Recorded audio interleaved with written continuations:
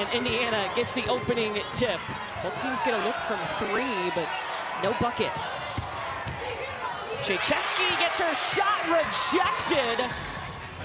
The size of Torrey inside. Look at that reach. Yeah, that was a key transfer from them coming over after 4 seasons from Rhode Island. They'll skip it over to Krzyzewski waiting on the 3. And fitting our first bucket in this game is a 3-pointer. Neepkins has to kick it back. Torrey working on Caroline Strickland. Made it look easy. Back in her home country of France, but I think in the summertime, wouldn't mind seeing her in the WNBA. Back-to-back buckets for Torrey. Just missed that one off the back of the iron. Up and in for Lily Meister and Indiana. 8 seconds. Torrey just turns around and shoots a basketball, and you don't see a ton of mid-range game from the Utah Utes, but she'll take that one. The feed, it's a Lily Meister. Meister with 4 points to lead Indiana on this side of the floor for Utah. Torrey has all 6 of their points until just now, and their leading scorer, Gianna Neepkins, gets in on the party.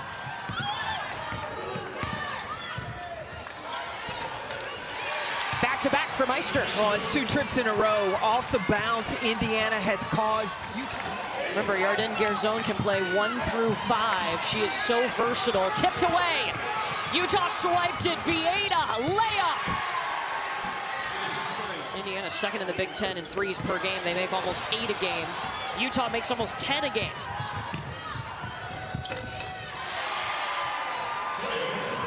Two-on-one situations, that bounce pass has been, that's been key for them. Neepkins at the free throw line. Gianna Neepkins, their leading scorer.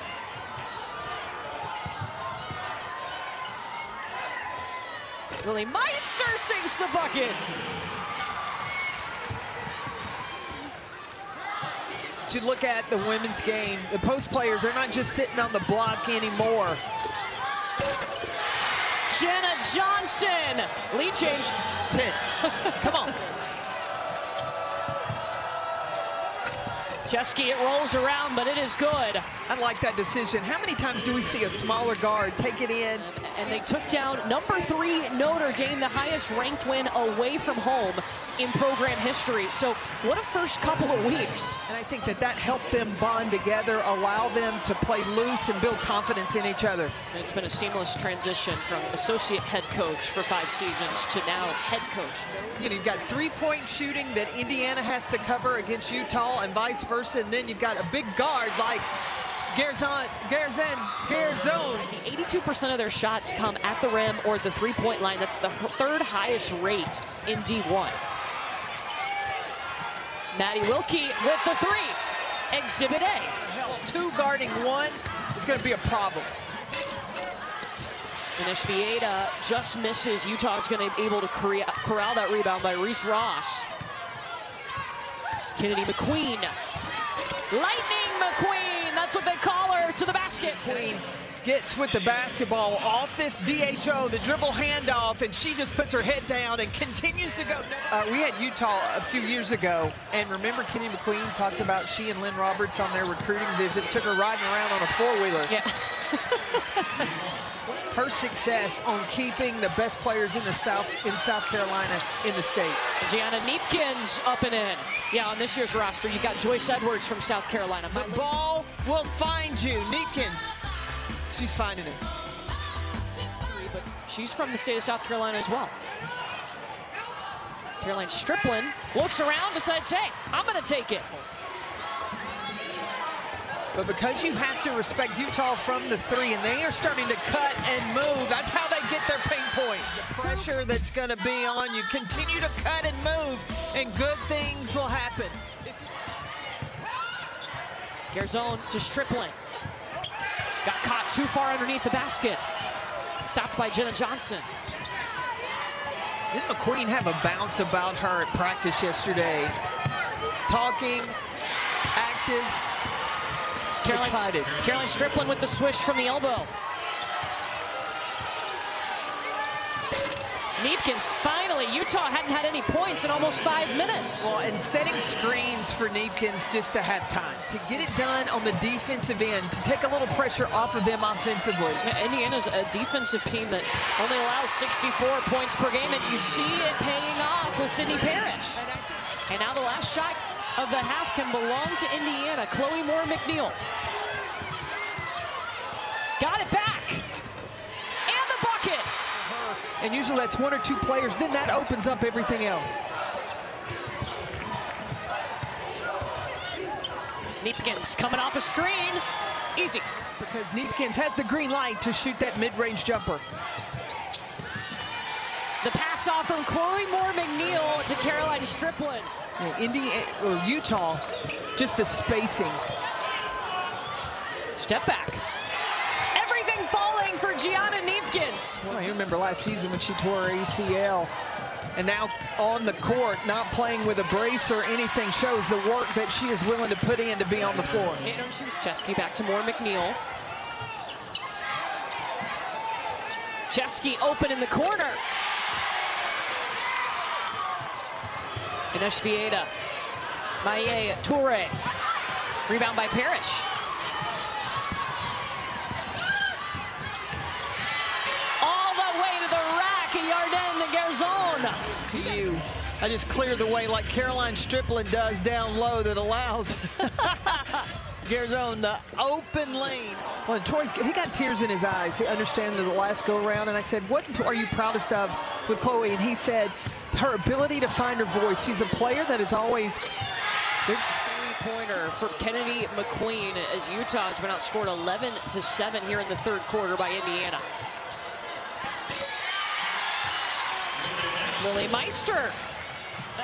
Well, Indiana already with 20 points in the paint. Oh, did you see Kennedy McQueen pulled that shoulders through with those elbows? Meister gets a block, too. But with the skill set that Chesky brings and the toughness on the court, she makes up for it with that size. Oh, and the work ethic, too. She is always in the gym. What a move by Chloe Moore McNeil. McNeil is trying to stay all she can with Gianna Neepkins, making it tougher for number 5 to score it. Baseball pass up ahead to Shea Chesky.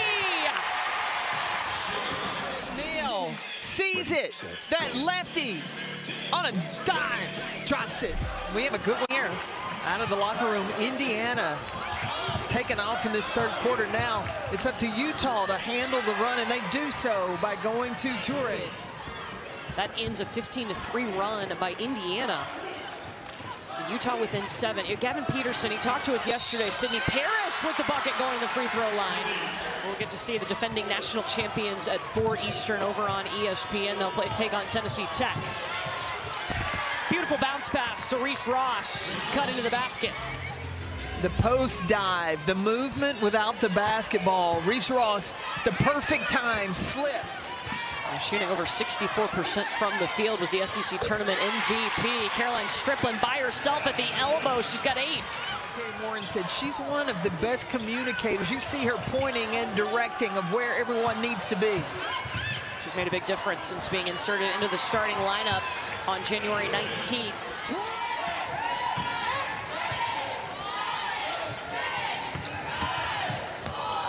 Chesky off balance, doesn't matter. Gianna Neepkins and Kennedy McQueen. Oh, the pass was tipped up in the air, and Toure still got it and finished. She had 6 of her 12 points in the third quarter. I think Utah wanted a carrying call against Garzon. Strickland's really good at that shot. They don't want to take quick shots, just get good shots. And they've gotten good shots today. They're shooting 60% from the field for the game. High percentages, you take high percentage shots. And Garzon posting up a smaller will, strategically coaching the game by Terry Moore. Sydney Parrish just picked up her 3rd foul, and then Gianna Neepkins hits the 3. You can count it. Here comes the free throw. You talked about how competitive Neepkins is. Sydney Parrish giving it her all. Kennedy McQueen.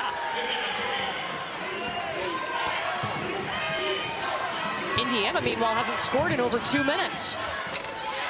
Chesky knew it. She was ready. Parrish by herself. Lets it fly.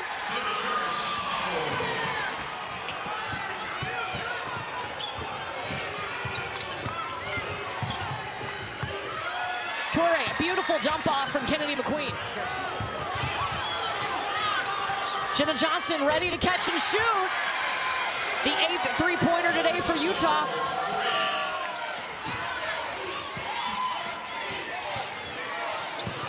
Chloe Moore McNeil. That puts Indiana at 70 points. That's